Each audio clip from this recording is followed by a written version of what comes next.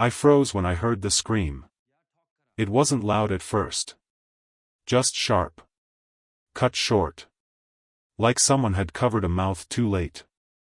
I was standing in my kitchen, holding a glass of water, when the sound slipped through the thin wall we shared. My heart reacted before my mind did. I felt it in my chest. Heavy. Uneasy. Then there was shouting. A man's voice. Angry. Broken. Words I couldn't fully understand, but the tone was clear.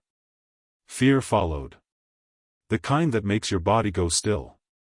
I told myself not to get involved. People argue. Couples fight.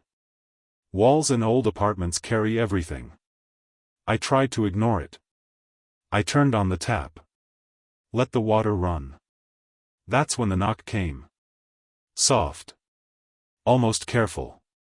I opened the door, and there she was. Barefoot. Hair loose. Eyes red like she had been crying for hours. She didn't look at me at first. She looked past me, down the hallway, as if expecting someone to follow her. Then she whispered, barely moving her lips, "Can I stay here tonight?" I had never seen her this close before. My name is Adam. I'm 34. I live alone in a small apartment I moved into after a quiet divorce that no one really noticed. I work long hours, come home tired, and keep my life simple because complicated things scare me now. She lives next door. Her name is Maya. We've been neighbors for almost a year. We weren't friends. Not really. We were the kind of people who exchanged small smiles in the hallway. Polite hellos. Sometimes a comment about the weather or the elevator being slow again. Nothing more. She always seemed calm. Soft-spoken. The type who carried sadness quietly, like a habit. I noticed it because I carried mine the same way. I knew she lived with someone. A man. Older than her. I didn't know his name. I just knew the sound of his footsteps. Heavy. Impatient. The way doors closed harder when he was home. I stepped aside without thinking. She walked in like she was afraid to make noise. Her hands were shaking. I closed the door behind her, and the silence that followed felt loud. "I'm sorry," she said quickly. "I know this is sudden. I didn't know where else to go." "You don't have to explain," I said. My voice sounded strange to me. Too calm for how fast my heart was beating. She nodded. Tears rolled down her cheeks, but she wiped them away immediately, embarrassed by them. That small gesture told me more than any story could. I offered her the couch. She sat down carefully, pulling her knees close to her chest.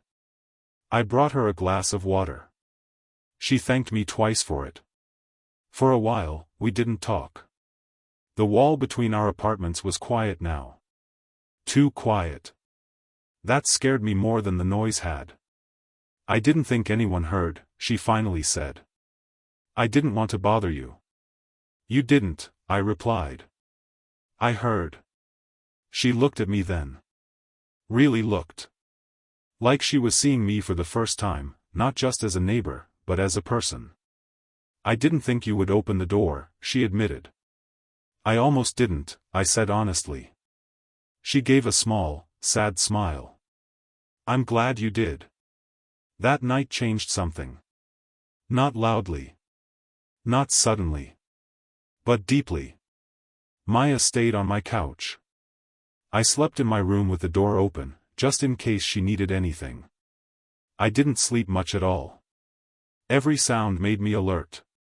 Every thought kept returning to her quiet knock and the fear in her eyes. In the morning, I made coffee. She stood in my kitchen wearing the same clothes, looking tired but calmer. There was a bruise on her wrist. Fading, but visible. She noticed me looking and pulled her sleeve down. "I'm leaving him," she said, as if saying it out loud made it real. I nodded. "Do you have somewhere to go?" She hesitated. "Not yet." You can stay here, I said before thinking. For a few days. Until you figure it out. She stared at me, surprised. Are you sure? I was scared. But I said yes anyway. Those few days turned into weeks. We created a strange routine. Careful. Respectful. She slept on the couch. I kept my distance. We talked late at night, sitting across from each other like two people afraid to cross an invisible line. She told me about her childhood. A house where love was loud and unpredictable. Where silence meant danger. I told her about my marriage. How I had loved someone deeply but never knew how to fight for us without hurting myself. We were both tired people. Carrying old wounds. Trying to be gentle. I started to notice small things. The way she laughed quietly at bad jokes. How she held her mug with both hands when she was nervous. How she listened. Really listened. Sometimes we would sit in silence, and it felt comfortable. Safe. That scared me more than anything. I didn't want to need her. I didn't want her to need me. Not like that. One night, she came home late. She had gone to collect her things from next door while her ex wasn't there. She looked shaken. Angry. Strong and fragile at the same time. He apologized, she said. Said he didn't mean it. Said I made him angry. I clenched my jaw. And what did you say? I said nothing, she replied. I just left. She sat down beside me on the couch, closer than usual. I could feel her warmth. Her shoulder brushed mine. I'm scared, she whispered. What if I go back? I turned to her. You won't. How do you know? Because you're here, I said. And you knocked. She started crying then. Quietly. I didn't touch her at first. I waited. When she leaned into me, I wrapped my arm around her slowly, like asking permission. She rested her head on my chest. That was the moment I knew I was in trouble. After that, the line between us blurred. Not physically. Emotionally.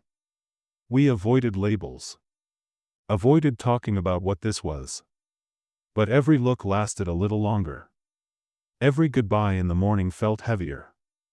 One evening, weeks later, the wall came alive again. Shouting. Breaking glass. His voice. Drunk. Furious. Maya went pale. She stood up, shaking. I could see the war inside her. Fear pulling her back. Familiar pain calling her name. Then the knock came again. But this time, it wasn't on my door. It was on hers. She looked at me, eyes wide. He's here. I stood between her and the door.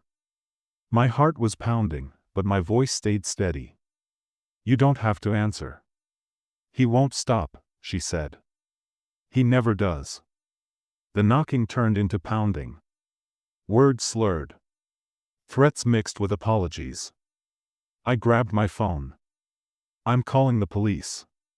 She grabbed my arm. Please don't. Just, let me go. No, I said. The word surprised both of us. She stared at me. You don't understand. I do, I said quietly. More than you think. The pounding stopped. Silence followed. Then footsteps moving away. Maya collapsed onto the floor. I sat beside her, pulling her into my arms as she cried like she had been holding it in for years. That night, she didn't go back to the couch. She slept in my bed. Fully clothed. On opposite sides. Our backs turned toward each other, but our hands found each other in the dark. Nothing happened. Everything changed. In the days that followed, reality caught up with us. Friends asked questions. Her ex sent messages. The world pressed in. I don't want to hurt you, she said one night. I'm not healed. I know, I replied. Neither am I. She looked at me with a mix of love and fear. Then why does this feel so right? I didn't have an answer. The turning point came quietly. On an ordinary evening.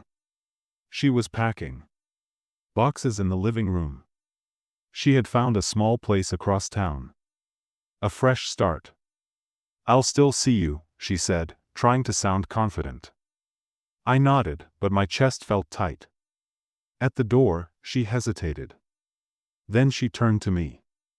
I heard my neighbors screaming next door, she said softly, almost smiling at the memory. And I knocked quietly. And you opened the door. I swallowed hard.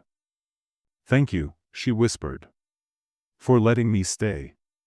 I wanted to ask her to stay forever. To tell her I loved her. To promise things I wasn't sure I could keep. Instead, I hugged her. She left. The apartment felt empty after that. Too quiet. We stayed in touch. Slowly. Carefully. Coffee sometimes.